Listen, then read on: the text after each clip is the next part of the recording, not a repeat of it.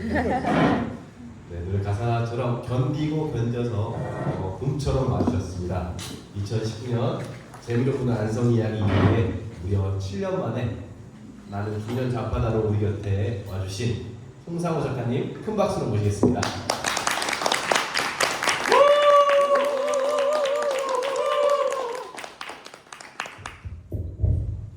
이후 시간 앉아서 진행하도록 하겠습니다.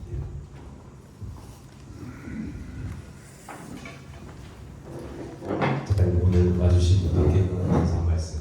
인사드리겠습니다. 자, 서술하겠습니다.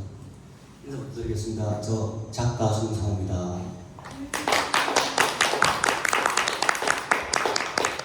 이렇게 와주셔서 너무너무 감사합니다. 그리고 제가 마이크 잡은 김에 우리 김혜정 선생님 생일 축하 노래 한번 해주세요.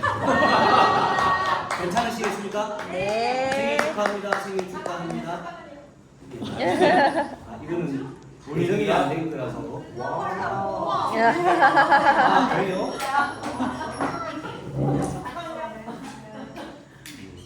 분위기가 과해. 투머치. 지금 이렇게 하는 것도 짜고 치는 겁니다. 네.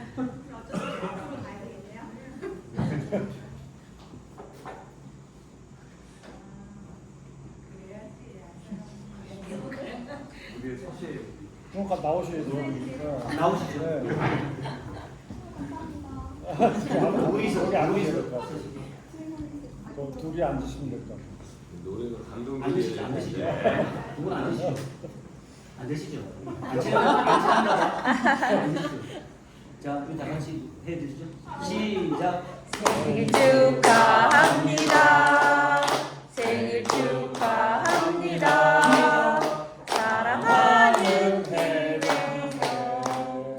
생일 축하합니다.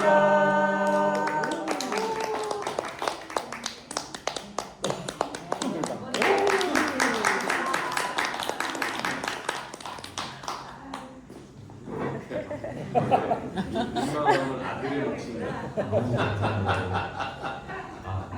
케이크 굉장히 멋있다.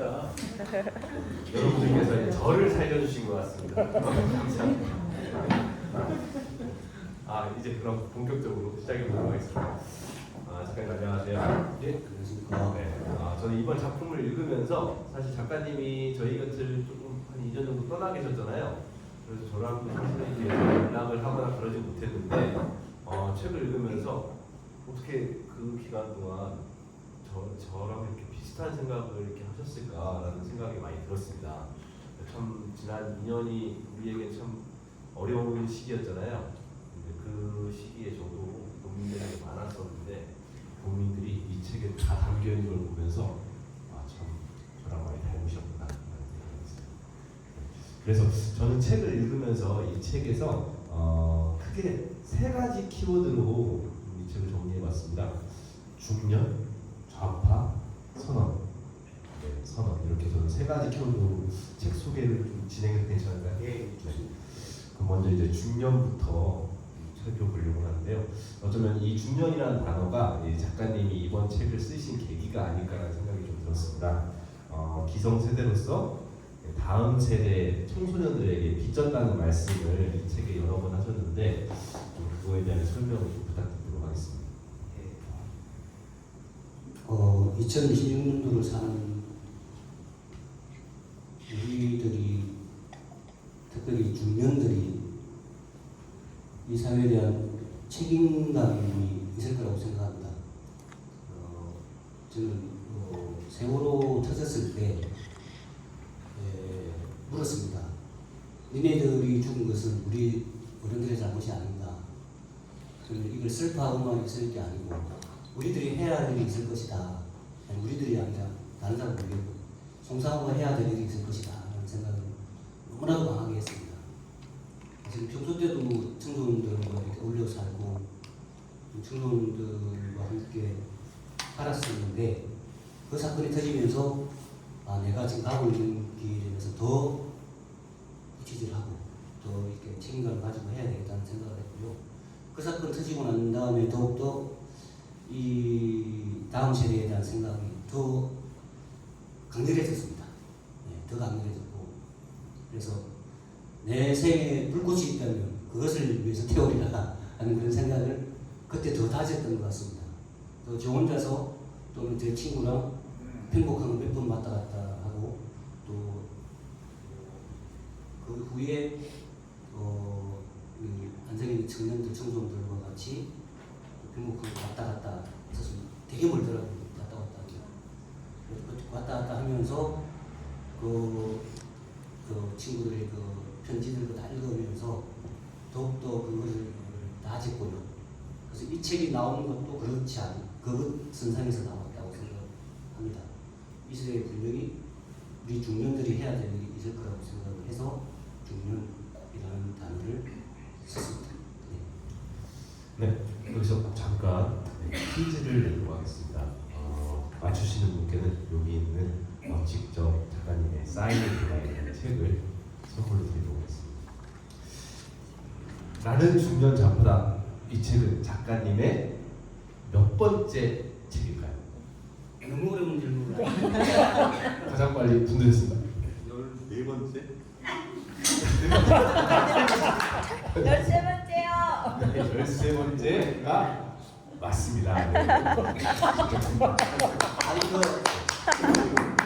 아니 진짜로 하신 거예요? 일부러 뭐라고 주려고 하신 거예요? 원래 이 형이 허당기가 있어. 그럼 이제 조금 어려운 질문을 드려보겠습니다. 저도 사실 잘 몰라서 이걸 AI에게 물어봤는데요.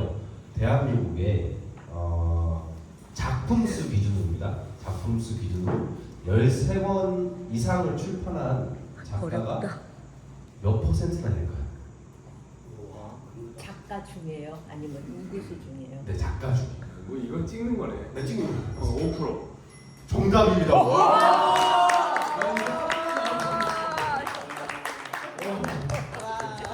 오, 찍기 신공이다. 찍기 대박.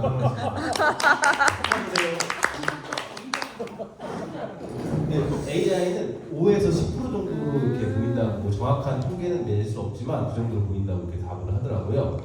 그래서 대한민국 5%에 들어가신 작가님이시네요. 다시 한번 반갑습니다.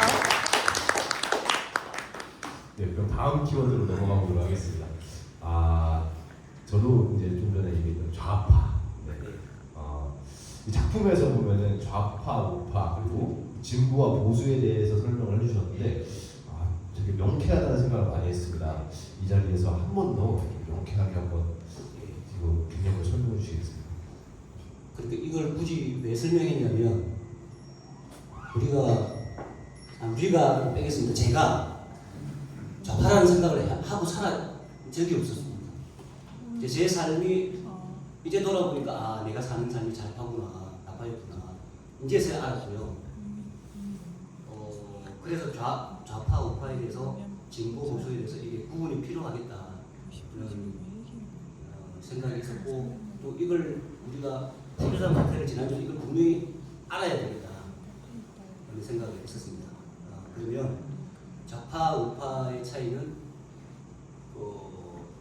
경제를 보고 역사를 보는 관점이겠죠. 그러니까 자본주의적인 그런 것에 대해서 친하면 우파이고 사회주의적으로 그런 경제관념으로 본다면 좌파겠지요. 그게 크게 이제 뭐 세부적인 있겠지만 그럴 것이고 진보와 보수는 역사를 보는 속도, 역사의 속도를 보는 관점인 것 같습니다. 그래서 앞으로 나가는 것에 대해서 개혁을 하고 발전하고 이런 것에 대해서 하는 모든 그 역사관 이게 이제 진보인 것이고 지키고 안정을 원하고 그런 것들이 보수이겠죠. 그래서 이런 차이가 있다고 생각을 하고 이 책을 여기에 대해서 설명을 했습니다. 대답됐습니까? 네, 저도 사실은 이제 진보다, 나는 진보다 이렇게 많이 생각을 했는데 좌파라는 것과 진보라는 것이 이제 이런 차이가 있다는 것을 이번 책에서 더 명확하게 좀 이해를 했던 것 같습니다. 조금 더 이해가 필요하신 분은 책을 사서 보시면 표로도 엄청 자세하게 설명을 해주셨습니다. 그런데요, 제가 책을 보면서 사실 앞서 설명한 것처럼 대부분의 내용에 대해서는 와 어떻게 저런 이렇게 비슷하게 생각을 하셨나 하는 게 있었는데 유일하게 좀 이해 안 되는 대목이 하나 있었습니다. 작가님은 좌파 성향, 그렇죠? 네. 네. 그런데 아내분은 우파 성향이라고 이 책에 쓰셨습니다. 그래서 아내분께서 헤어질 수 없으니 따라야지 하는 우파적 생각으로 현재까지 결혼 생활을 유지하고 계신 것 같다라고 이렇게 쓰셨는데 그럼 만약에 아내분께서 좌파적 성향이셨다면 1번 변화에 적극적이니까 좌파는 그죠? 네. 그러니까 남편도 바꿔보자 라고 생각을 하셨을까? 아니면 같은 좌파니까 잘 맞으니까 더 잘 살았을 것이다. 뭔가 이렇게 모순적이 있지 않습니까? 어떤 게 맞을까요? 네. 아니 이거는 그 과정이잖아요. 네네. 과정을 해본 게 아니잖아요. 아니 근데 작가님 책 가정은 굉장히 많이 나와서 아니 이 가정을 지키라고 과정인데 답변이 혹시 곤란하시면 아니요. 아니 제 아내가 지금 그 좌파였다면 네 좌파였다면 그렇죠. 그러면은 잘 맞으니까 더 잘 살 수도 있는 거고 예. 좌파니까 남편이 이거 마음에 안 드니까 바꿔볼까? 라는 생각으로 결혼을 힘드실 수도 있는 거고 사회를 잘 보내. 아니 좌파였다면이라고 할 때 제가 뭐라고 해야 될지 모르겠습니다. 그렇군요. 혹시 이 뭔가 이 상황에 대해서 좋은 해결책이 있으시거나 뭔가 이렇게 생각나는 게 있으면 적어서 이렇게 답을 주시면 나중에 작가님이 가장 좋은 답변을 뽑아주시는 것도 괜찮을 것 같습니다. 이렇게 끝내면 가정이 잘 지킬 수 있을까 싶어요. 그러시군요. 저부터 먼저 답변을 드려보면 네, 아마 이 사랑은 좌우도 극복할 수 있는 게 아닐까. 마치 아내 결혼식에 약속을 잡은 저희처럼 네, 사랑하면 이렇게. 네, 제가 하고 싶은 말입니다. 네. 두 분이 엄청 사랑하시는 걸 결론으로 내도록 하겠습니다. 자, 마지막 키워드 선언입니다. 이 선언에서 제가 여러 가지 의미가 있는 것으로 좀 생각했는데요. 저부터도 사실 오늘 시작할 때 얘기했지만 내가 좌파요라는 선언을 한 번도 이렇게 당당하게 해본 적이 없었던 것 같습니다. 근데 작가님께서는 이러한 현상, 좌파임에도 제가 좌파라는 것을 선언하지 못하고 살았던 우리의 삶들을 역사적인 배경으로 설명을 해주셨는데 한 번 더 그 설명을 좀 해주시면 어떨까요? 저 같은 왜 선언하지 못했나라고 하는 네. 그러니까 이 12.3 사태를 지나면서 그 필요성을 더 느꼈던 것 같아요. 이걸 얘기해야 되고 또 좌우를 떠나서도 당당하게 얘기하는 세상이어야 된다 이런 생각을 했습니다. 민주사회가 그렇지 않습니까? 다양성을 인정하는 사회 우리가 빨리 외치지만 한쪽이 숨기고 살고 한쪽은 드러내고 살고 그래서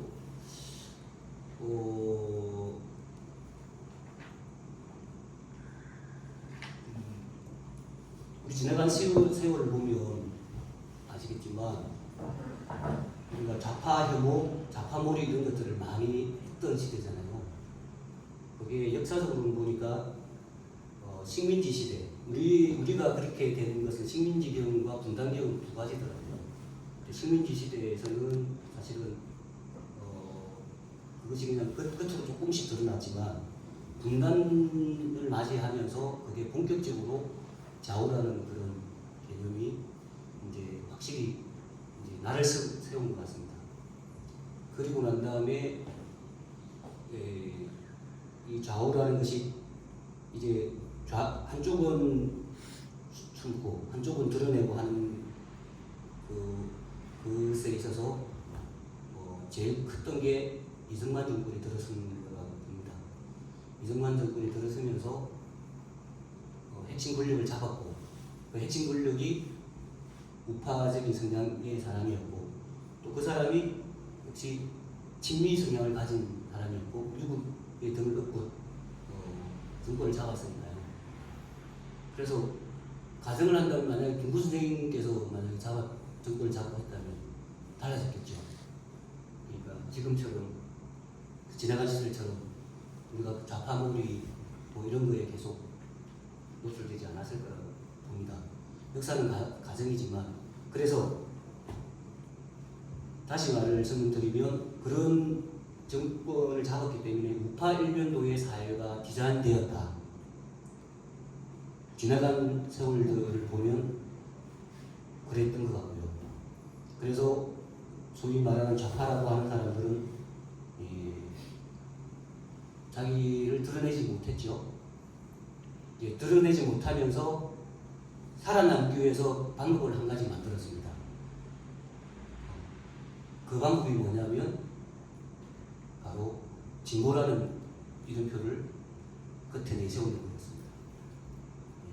그래서 그 진보라는 이름표를 끝에 내세우는 것은 말하자면 좌파적인 사람들, 좌파의 사람들이 살아남기 위한 생존 본능에 의해서만 그렇게 했다고 보여지거든요.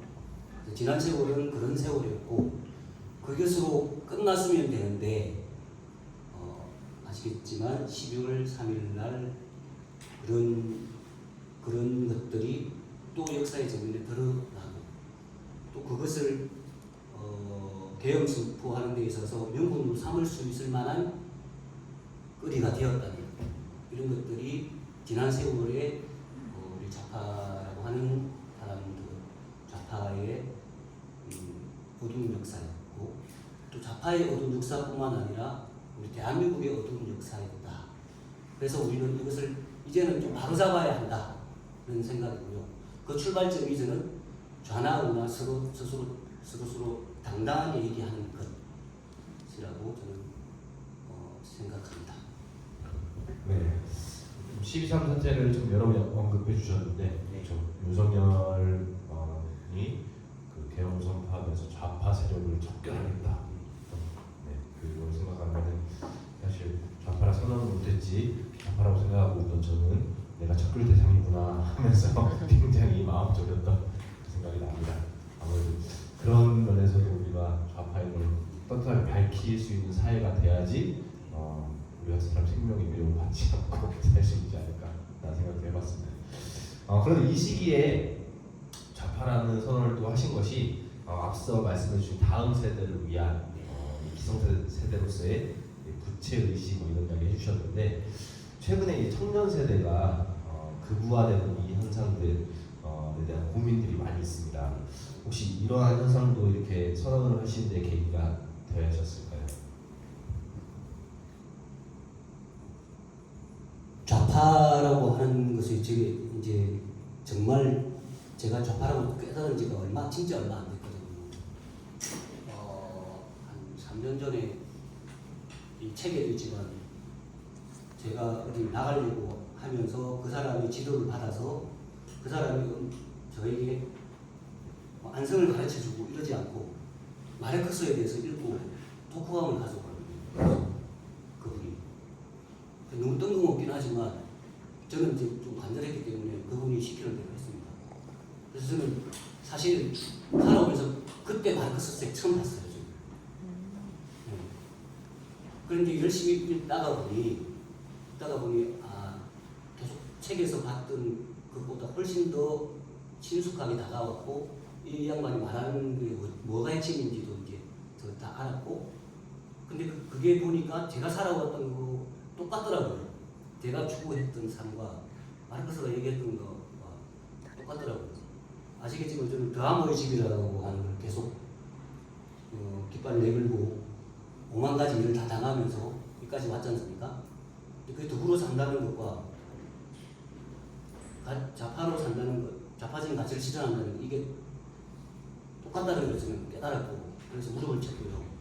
그래서 제가 이제 좌파 하게 된 것 같습니다.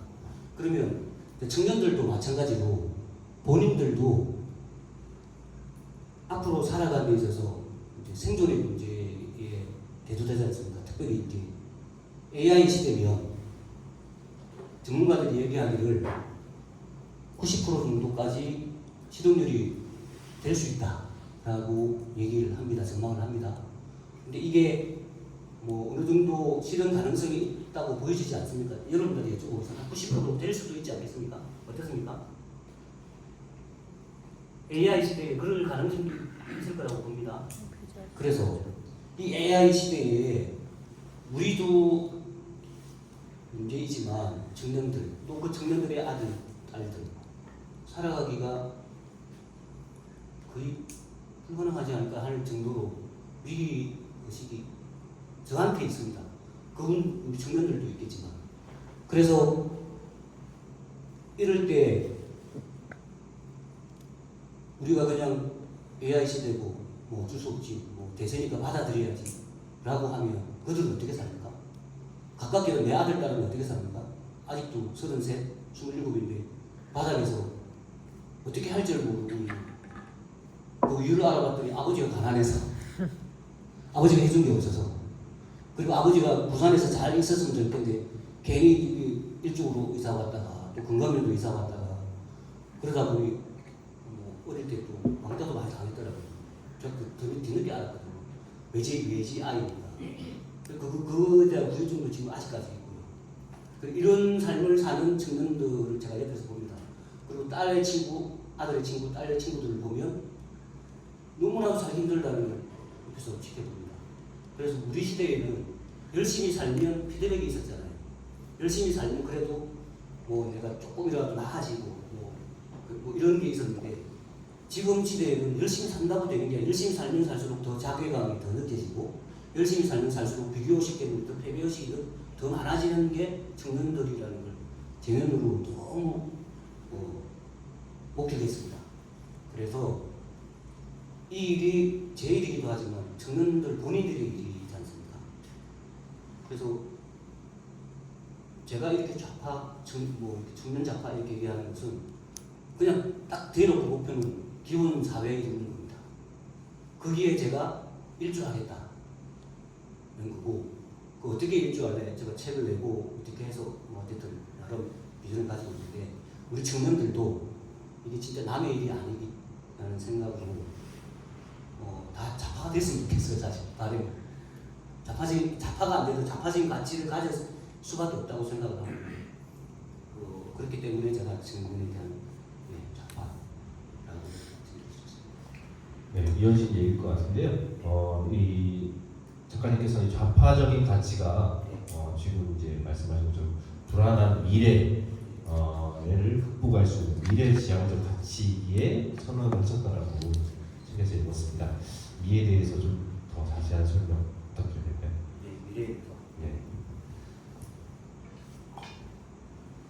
지금 시대에 사실은 만약에 우리 좌파적인 가치 세상을 만들자 이러면 되게 에너지를 많이 쓰는 거잖아요.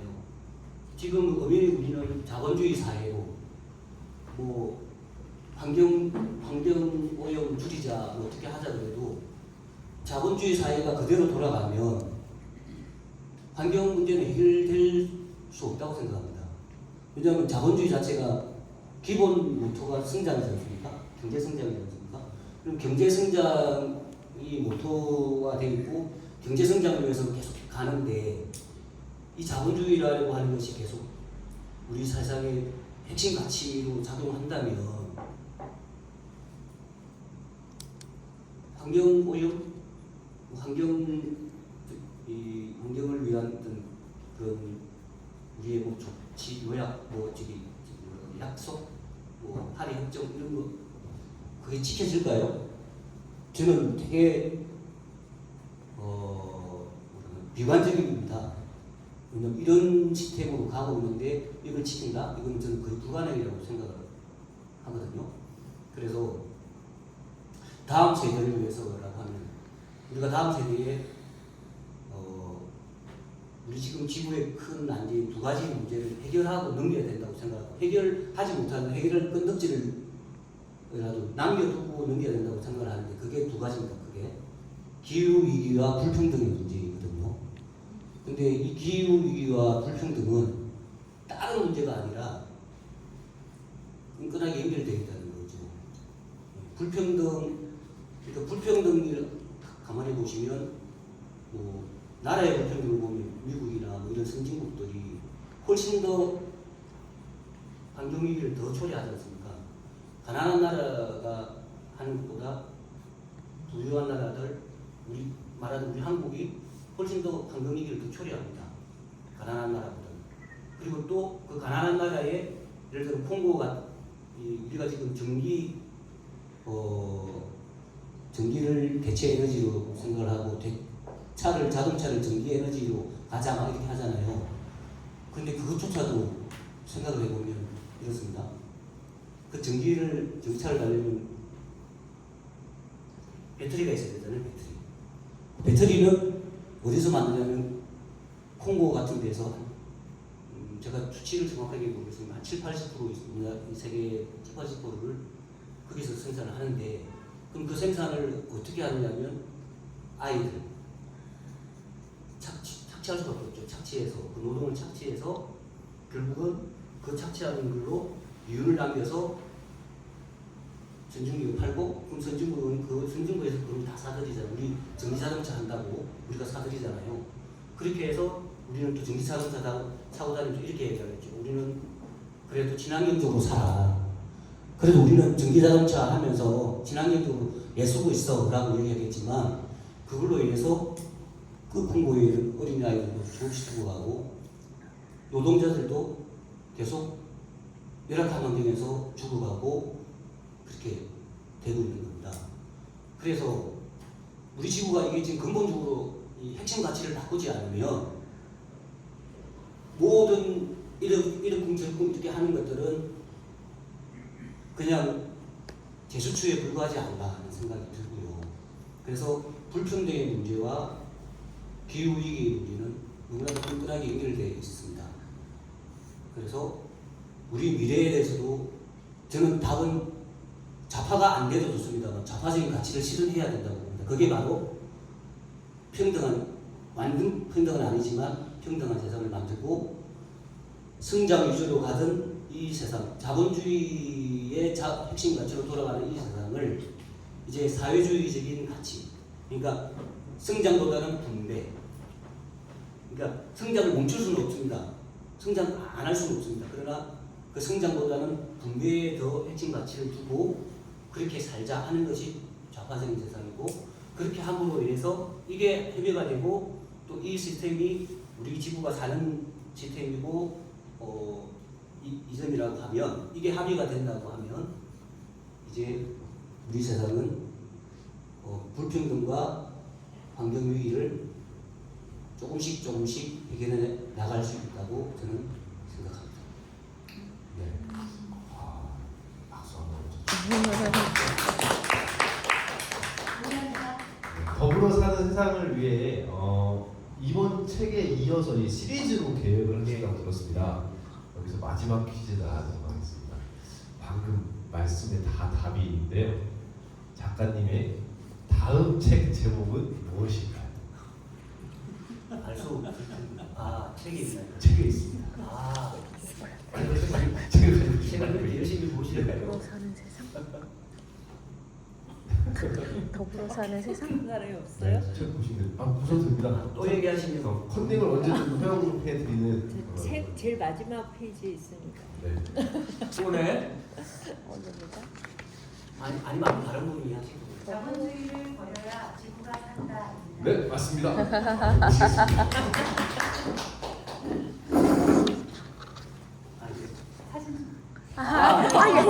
예예. 찍어드려야지. 네네네. 네. 잠시만요. 네, 스마일. 네, 찍었습니다. 네네. 두 번째 책인데요. 사실은 제가 첫 번째 책을 하려고 안성 떠나기 전에 제가 거짓말하면 100군데를 넣었습니다. 제가 12권을 낸 명색이 작가인데 100군데를 넣었는데 다 뒷장 맞았어요. 제가 이 책 쓰기 위해서 아양도서관, 시립도서관 다니면서 신책 읽고 자료 모아가지고 해서 제 일생이 이게 이제 뭐 노벨문학상 탄원하면서 그냥 저 혼자서는 그냥 상아탑을 치면서 그렇게 해서 보내고 있는데 제가 세 번 한 100군데 되더라고요. 그래서 다 뭐 이런 이유 저런 이유 no 그렇게 해서 아 진짜 안 되는 사람은 끝까지 안 되는구나 하고 제가 길이 안 보여서 제가 안성을 떠났습니다. 사람들은 제가 잘 사무장으로 갔으니까 잘 되어서 좋게 갔다고 생각을 많이 하시더라고요. 근데 저는 안성에서 도저히 이 길은 안 되니까 제가 원고를 써서라도 길을 만들려고 저 혼자서 어차피 제 인생은 제가 뚫었으니 누구 기대했냐 하면서 그렇게 하는 건데 그것조차도 안 되니까 와 이거 어떻게 이렇게까지 길이 안 보이지 해서 제가 안성을 떠나게 된 거고 또 오늘 그 책 제목을 보니 생각이 나서 안성을 했습니다. 네. 네. 다음 책은 저희가 언제쯤 받아볼 수 있을까요? 예정돼 있을까요? 다음 책은 모르겠습니다. 한 1년 뒤에 되지. 이 책이 말씀드리면 이 책이 잘 팔려야 합니다. 그러니까 이 책이 안 팔리면 2권 3권은 안 나올 것 같습니다. 왜냐하면 이 책 저는 1권, 2권, 3권을 생각하고 또 나는 죽는 작가다라고 하는 것을 딱 썼을 때 제 길로 삼았습니다. 그러니까 제가 이때까지 책을 쓴 이유가 혼자 열심히 가난한 사람들과 더불어 살면서 몸으로 부딪히면 더불어 사는 세상이 오는 줄 알았는데 너무 아픔을 많이 겪고 이렇게 저렇게 뭐 어디 선거에 도전하고 그러다가 막 아픔을 많이 겪고 난 다음에 제가 생각한 것이 구조를 바꿔야 되는구나 생각했고 구조를 바꾸기 위해서는 저 스스로 브랜드를 올려야 되겠구나 제 몸값을 올려야 되겠구나 그래야 사람들이 제 목소리에 귀를 기울이겠구나 해서 책을 쓰기 시작한 건데요. 그래서 지금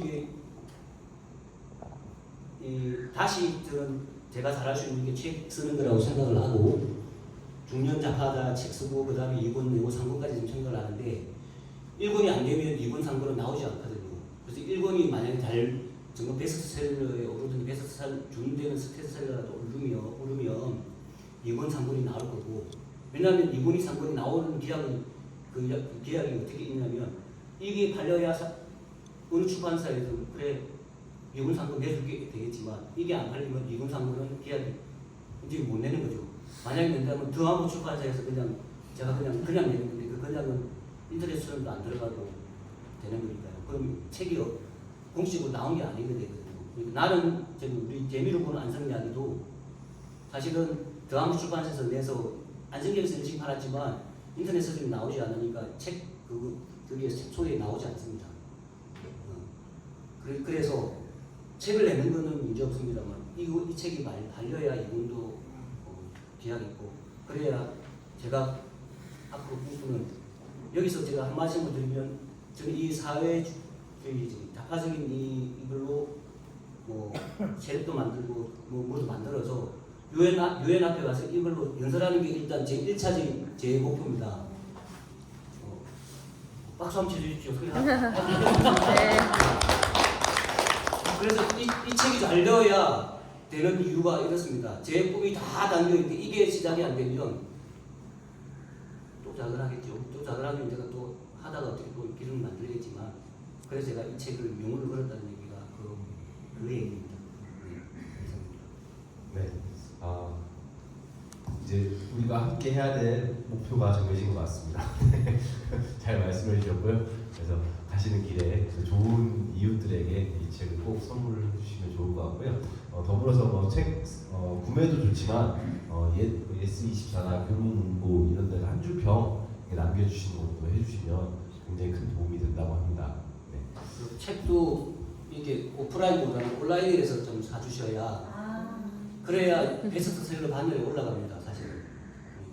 그래서 누가 저한테 책 사라고 100만 원 준 걸 10사람, 20사람 쪼개가지고 사라고 막 이렇게 한 적도 있습니다. 인터넷에서. 전에 제가 한번 실패를 했기 때문에 더불어 바이러스 2017년도에 내면서 실패했기 때문에 이제는 실패 안 하려고 이런 방법 저런 방법 전에 실패하는 걸 그걸 삼아서 이런 방법 저런 방법 최대한 지금 제가 애를 쓰고 있습니다. 네. 이제 책에 대한 내용 설명 많이 한 것 같고요. 혹시 앞서 나눠드린 그 질문지에 질문 적어주신 거 있으면 그거에 대한 답변을 드리는 시간 갖도록 하겠습니다. 앞으로 좀 모아주시겠습니다. 네. 글씨가 안 나와.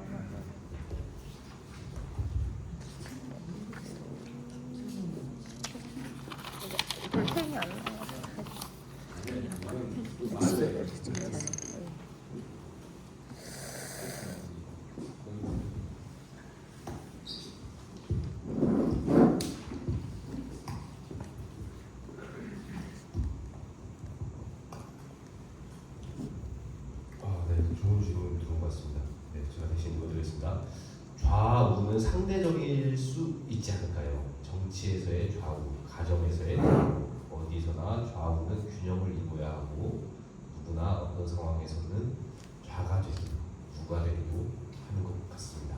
혹시 이거는 아까 그 아내분과의 그거에 대한 답으로 이렇게 적어주신 게 아닐까 생각됩니다. 어떻게 이 답변에 대해서 어떻게 생각하십니까? 네, 물론 좌우는 상대적일 수 있다는 그럴 것 같습니다. 그런데 어쨌든 제가 주장하고 제가 깨달으면은 좌우가 상대적일 수는 있지만 분명한 핵심 가치는 이게 그러니까 내가 어느 정도 그 한 사람 안에서 좌파적인 생각을 가지고 있을 수도 있고 또 우파적인 생각도 가질 수도 있고 가치관도 가질 수 있다고 생각합니다. 그런데 제가 말씀드리면 한 사람 안에서의 좌와 우는 상대적일 수 있고 사람 관계에서도 좌와 우는 상대적일 수 있다고 생각하는데 우리 사회에서 정해놓은 기준 그 기준에서는 상대적이긴 하지만 그러나 분명하게 좌파는 이렇고 우파는 이렇다라고 하는 개념 핵심 가치를 설명하는 개념이 있는 것이고 그거에서 우리가 어디에 쓸 건가는 본인이 결정하실 될 거라고 저는 합니다. 제 이해가 맞는지 한번 네. 물어봐요. 저희랑 저희 아내는 둘 다 이제 사회적으로 보면은 둘 다 좌파적인데 한 가정 내에서 보면은 뭐 저희 아내가 좀 더 좌파적인 뭐 이렇게 이해합니다. 이게 헷갈리실 수 있는데요. 진보 보수는 이럴 수 있어요. 그러니까 제가 아는 분 중에도 뭐 농민운동도 하시고 뭐 그렇게 하셔서 본인이 스스로 좌파라고 생각하고 주변에서 좌파적인 사람이라고 생각하는데 생활하는 건 되게 보수적이에요. 생활하는 건 되게 보수적이에요. 본인도 특별한 보수적인 것 같아요. 라고 본인이 얘기를 했어요.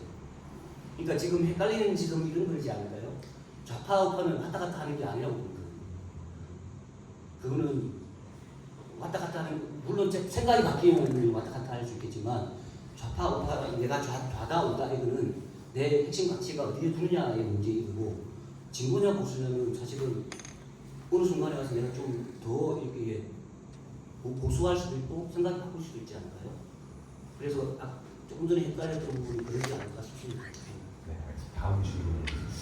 그 작가님께서는 안성에 굉장히 많은 그 친구분들이 있는 걸로 알고 있습니다. 네, 그래서 여기 질문 중에 나는 중년 우파다. 네. 혹시 안성 지역 사회에서 건전한 우파 친구가 있다면 혹시 떠오르시는 분 있다면 소개를 부탁드리겠습니다. 이거 실명으로 하면 안 되잖아요. 여기 없으면 얘기해봐야 소용없어. 네, 그러네요. 제가 아는 중립우파, 나는 중립우파다라고 말할 수 있는 사람이 누군가 알겠죠? 건전한. 이런 한 건전하면 안 돼. 있죠. 있습니다. 누구를 지금 실명 부정하라고요? 그것까지 바라시면 있냐 안 없냐. 되시니까. 이게 어떤 사람이냐. 아 예. 대충 어떤 일을 하시는 분인지. 저는 아시다시피 제가 좌파라 깨달은 게 좌파적인 사람이구나 깨달은 게 얼마 안 됐잖아요. 그러니까 저는 안 가리고 사귀었고 안 가리고 만났습니다. 그러다 보니까 제가 좋아서 제가 사는 이 삶 형태가 좋아서 삶의 결이 좋아서 저를 좋아해 주는 분들, 저하고 말이 통하는 분들이 좀 안성에 좀 있거든요. 근데 그분을 딱 보면 되게 우파적인 생각을 하시고 되게 보수적이시고 그래요. 그런 분들이 꽤나 계세요. 근데 그분들하고 저하고 왜 연결됐을까 보면 인간적인 신뢰인 것 같습니다. 아까 우리 박기현 선생님께서 사랑이라고 얘기를 하시는데 그 인간적인 신뢰라고 생각을 하는데요. 저 사람이 어떤 얘기를 하더라도 나는 저 사람하고 인간적인 신뢰관계에 있어.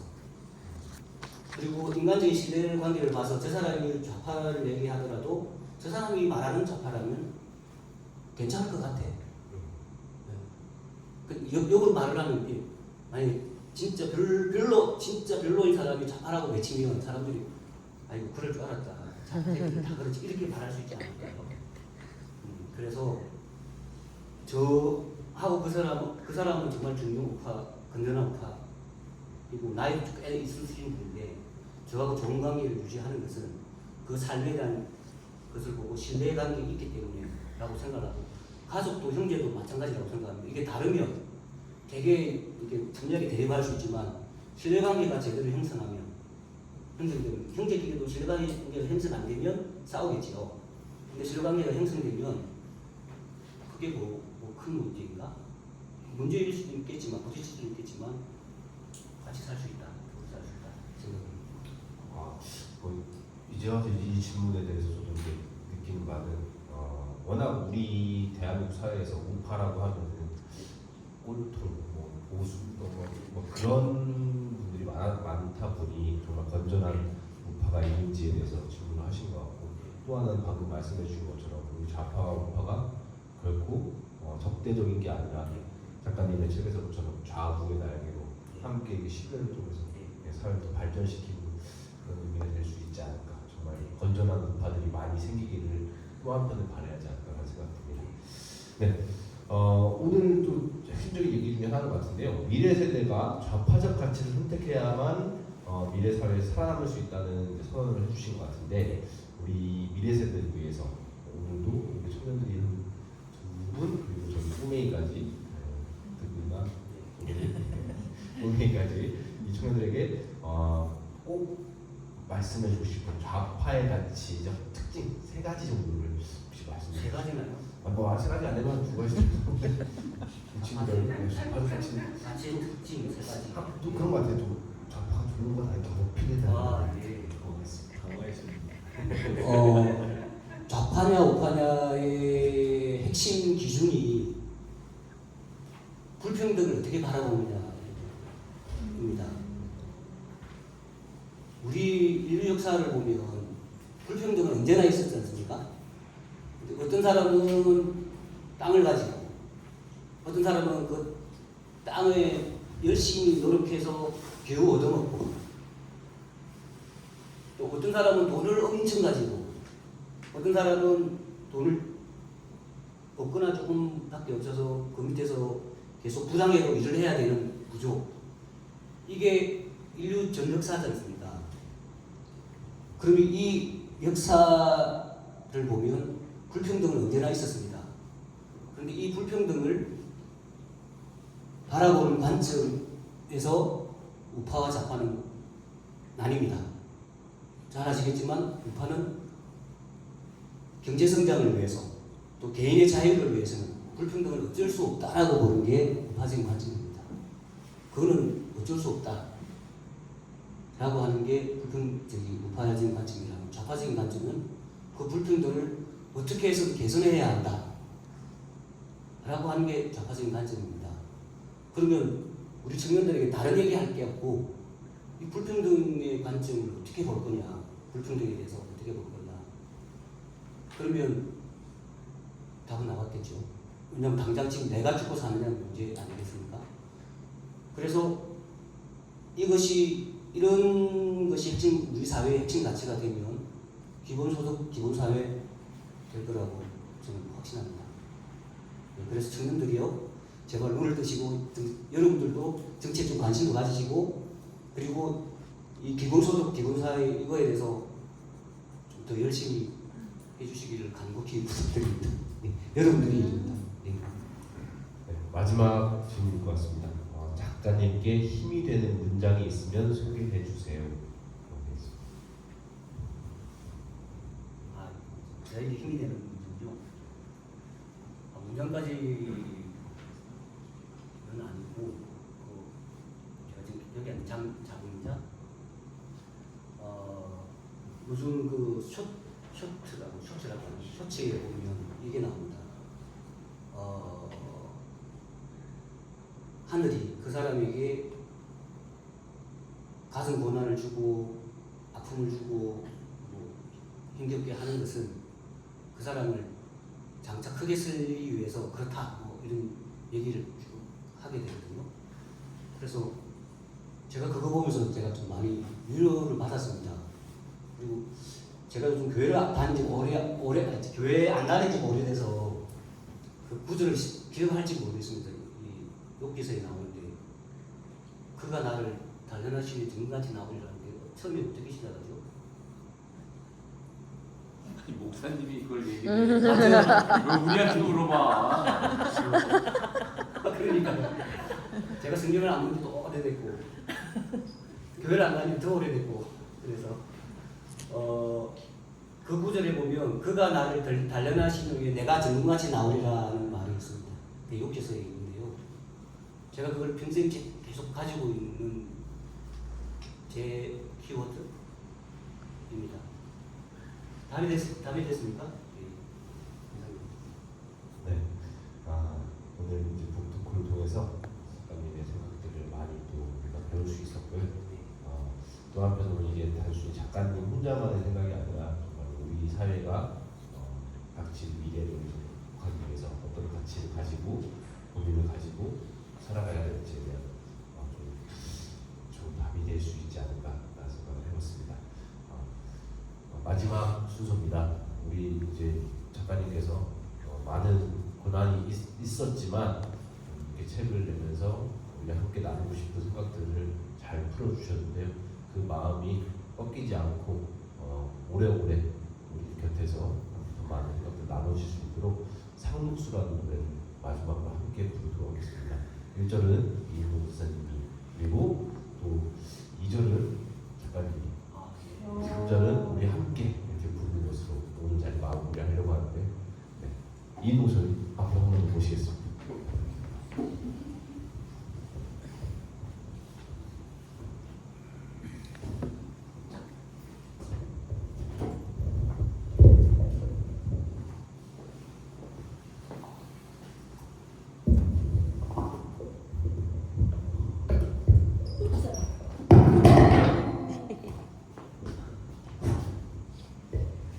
생각보다 튼튼해요.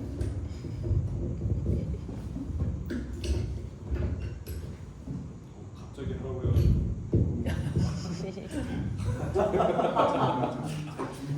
칭찬 받았습니다. 마음의 준비가 안 됐어. 연기였어요? 재밌네. 진짜 연기 잘하신다. 아카데미상 공감이시네.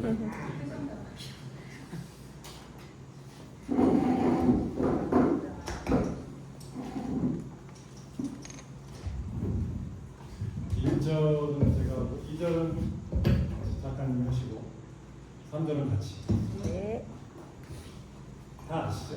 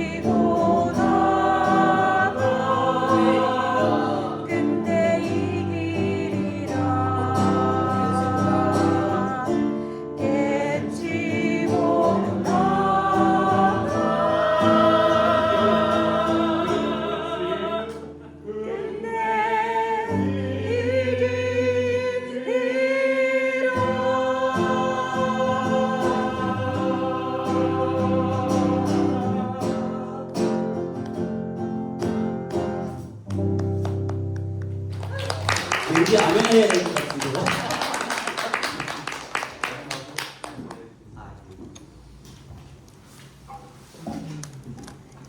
고맙습니다.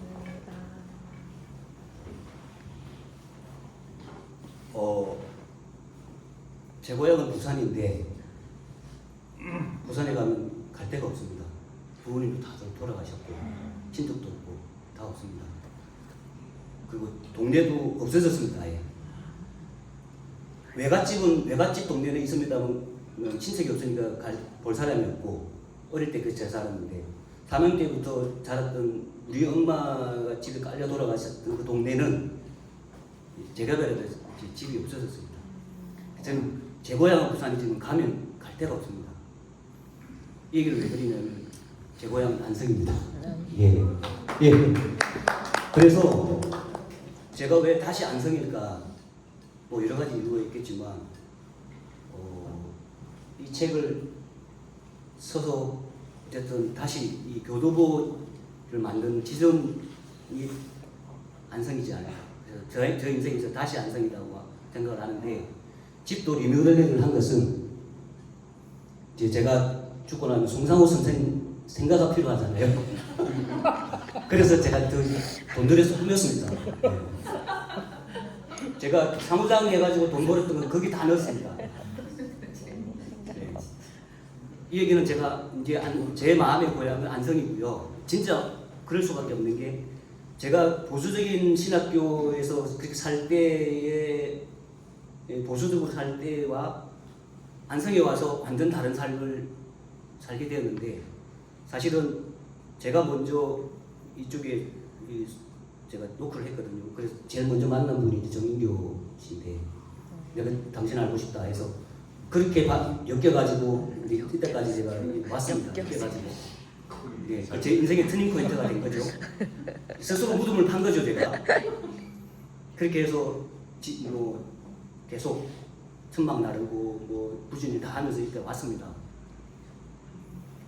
그래서 제 삶의 터닝 포인트가 된 건데 그 시작한 데가 안성이고 이제 앞으로도 제 고향이 어디냐면 제가 안성 뭐 태어난 곳은 부산이지만 안성이라고 얘기할 수 있을 어떻게 거예요. 안성에 오셨어요? 다시 왜 왔냐고요? 아니 처음에 안성에 어떻게 왔어? 그러니까요. 지금 얘기해도 되는 겁니다. 물으셨으니까 답을 드리면 제가 부산에서 전도사로 생활했습니다. 전도사로 생활하면서 저는 고등학교 1학년 때 집이 가난해서 제가 자퇴를 하고 계속 책을 읽었었거든요. 그 고등학교 1학년 자퇴하기 전까지는 성경책만 읽었어요. 숙제에 있으면 가끔 뭐 돌스토이 뭐 이런 거 한번 해가는 게 다였어요. 근데 학교를 그만두고 제가 그 주변에 있는 교회 선배들, 그러니까 조금 삐딱선을 타는 선배들 있잖아요. 충실한 교회 사람들이 아니라 뭐 이 책 저 책 읽고 막 이렇게 삐딱선 사는 선배들의 영향을 받아서 제가 책을 읽기 시작을 했습니다. 그래서 이 책, 저 책, 저 책, 교회 책 아닌 책도 읽고 막 이러다 보니 생각이 자꾸 달라지고 데미안의 소설 데미안에 보면 껍질을 깨고 나온다고 하잖아요. 저는 그런 경험을 좀 다른 사람보다 좀 무척 많이 한 편입니다. 그러니까 요만큼 달라졌으면 거기서 끝내는 것이 아니라 저는 또 행동을 했고 그렇게 했는데요. 부산에서 왜 나왔냐면 열심히 교회 생활을 하고 제가 부교역자로 있으면서 제가 섬겼습니다. 교회가 100명 정도 규모였고 제 아버지하고 똑같은 연세의 목사님이 계셨고 제가 전도사였고 근데 100명 정도 규모니까 제가 다 해야죠. 목사님은 설교하시고 신방하시고 말하시고 그러니까 제가 다 한다는 건 유초등부부터 청년부까지 그리고 운동하고 뭐 이런 것까지 다 제가 했단 말이죠. 그래서 저는 교인들로부터 되게 사랑받았습니다. 제 아내가 산증인이고 제가 좀 삭삭하잖아요. 삭삭하고 그러니까 청년들도 좋아하고 그래서 5년 동안 제가 한 교회에 있었습니다. 근데 제가 책을 읽다가 보니 와 여기서 내가 안주해야 되는가부터 고민이 생겼고 그리고 제 주변에는 온통 다 거룩한 사람들이잖아요. 제가 입을 여는 순간 뭐라고 그랬어요? 우리 전도사는 변했다. 우리 전도사는 2단이다. 뭐 3단이다 이럴 거란 말이죠. 그런 얘기를 할 사람이 없었습니다. 제 생각은 지금 많이 달라져 있는데 여전히 나는 교회에 녹을 먹고 있으니 열심히 원래 성품대로 열심히 했고 잘했습니다. 그래서 교인들하고 너무 좋았습니다. 지금 경기도 광주에 먼저 올라왔었는데 한동안 부산에 있는 친구들이 교회차 15인승 해가지고 저한테 계속 놀러 왔어요. 쟤 보고 싶다고. 끝나고도 한동안 몇 년 동안 보고 싶다고 올라왔어요. 여기는 정인교가 없었네. 예? 안성에 정인교가 없었어. 네. 예, 그래서 그렇죠, 맞습니다. 그러니까 부산에서는 그런 욕구가 채워지지 않아서 그래서 제가 잘 다니고 있던 교회를 제가 가자고 때를 썼습니다, 아내한테. 그럼 아내는 얼마나 황당하겠습니까? 아내는 지금 애가 둘째, 우리 지금 중받아 있습니다. 임신 6개월이었습니다. 큰애는 6살이었고요. 우리 하나 있죠. 근데 갑자기 남편이 이유도 없이 가자는 거 아니겠습니까? 근데 저는 저한테는 너무 큰 이유였지만 아내는 너무 황당했죠. 그래서 제가 쪼르고 쫄라서 겨우 아내한테 먼저 성당을 받고 교회에도 그냥 공부하러 간다고 뻥을 쳤죠. 그냥 보내달라는 이유가 없잖아요. 그냥 생각이 바뀌어서 갑니다 그러면 안 되잖아요. 이유가. 그래서 공부하러 갔다고 하니 보내주시더라고요. 그래서 경기도 광주 곤지암으로 갔고 거기는 제 선배 목사가 장애시설 했기 때문에 거기서 무작정 가면 안 되기 때문에 식구들도 있으니 거기 집을 알아봤습니다. 시골집을 알아봐 주셨고 거기서 고물장사 이렇게 고물 수집하고 이렇게 하다가 1년 정도 있다가 안성 일죽으로 장애인 시설을 지어서 왔죠. 그분이. 그래서 저도 따라서 같이 온 거예요. 그리고 이제 우리가 먼저 왔고 그게 2001년 1월 1일. 예, 2001년 1월 1일인데요. 그렇게 해서 안성이 어딘지도 모르고 왔고 그렇게 오자마자 동네 분들이 막 데모하고 물러와라 그러고 막 우리 그 시설에 쳐들어왔어요. 우리 있는데 그렇게 난리쳐가지고 결국은 일중면사무소에 한 4개월 만인가 일중면사무소에서 주임 유지들하고 거기 대표랑 마을 대표랑 우리 목사님이랑 저랑 2명 앉고 해서 했는데 결국 우리가 포기하기로 하고 그 허물어 주고 거기서 하고 저쪽으로 갔고 아시겠지만 한 3번 쫓겨났지 않습니까? 그때 우리 권영민님께도 제가 자문도 구하고 그랬는데 3번 마지막 쫓겨날 때 제가 지었던 50평 지을 제 손으로 허물었거든요. 근데 그게 결국은 지나고 나니 저는 한동안 세상을 못 갔다라고 얘기를 하면서 그랬었는데 한 달 정도 이제 시골집을 쫓겨와서 한 달 정도 지나고 나니까 마음이 이제 찌꺼기가 다 이렇게 이제 가라앉으니까 어떤 생각이 드냐면 다 네 잘못이다. 뭘 세상을 탓해. 네가 그런 허술한 거, 또 그 장애인 거기 선택한 거, 또 거기 교회 직접 지은 것도 미리 땅을 다 사고 했었어야 되는데 그런 거 안 한 거 다 네 잘못이다. 네가 뭘 세상을 탓해. 제가 그걸 깨달음이 왔고 그 깨달음이 오니까 마음은 되게 편했습니다. 한 달 정도 갔었습니다. 세상 뒤집어져라. 못 갔다. 제가 여기 마이크를 잡았으니까 못 갔다라고 욕은 못 하겠습니다. 저는 좀 욕을 좀 하는 편인데 어쨌든 그렇게 하고 마음을 비우고 있다가 이제 책을 쓰기 시작한 거죠. 네, 이렇게 어느 날 하늘에서인지 제 속에서인지 송상훈도 이렇게 가만히 있을래? 네 마음 편하다고 이렇게 있으면 되겠어 하고 자꾸 지르더라고요. 그거 어떻게 해야 되는데? 그럼 네가 더불어 사는 사람 얘기했으니까 가야지. 가만히 있으면 되겠어? 그래서 그럼 어떻게 가야 되지? 하고 고민을 하다가 내가 뭘 잘하지? 하다가 어떻게 돼서 2008년도에 책을 쓰기 시작했습니다. 그러니까 그런 아픔을 겪고 난 다음에 이제 아까 말씀드린 내 불행을 내 스스로 올려야겠다. 그래야 사람들이 내 목소리에 귀를 기울이겠다. 내가 추구하는 세상이 있다면, 더불어 사는 세상이 있다면 사람들이 함께 해주겠다 하는 생각을 가지고 2008년도부터 책을 쓰기 시작한 거죠. 너무 조금 길었습니다만 제가 설명이 됐습니다. 그래서 이렇게까지 제가 왔습니다. 그래서 여기 계신 분들도 저를 많이 좀 응원해 주시고 저를 한번 키워주십시오. 키워주면 제가 안성의 큰 일꾼이 되고 안성을 빛내는 세계적인 인물이 되는 게 제 꿈입니다. 그렇게 한번 해주십시오. 여러분들 믿으십니다. 네, 감사합니다. 이 시간에 고맙습니다.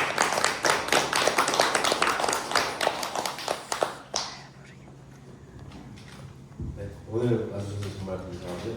다시 한번 작가님과 함께할 우리의 아름다운 미래를 꿈꾸며 큰 박수로 이 자리 마무리하도록 하겠습니다. 감사합니다.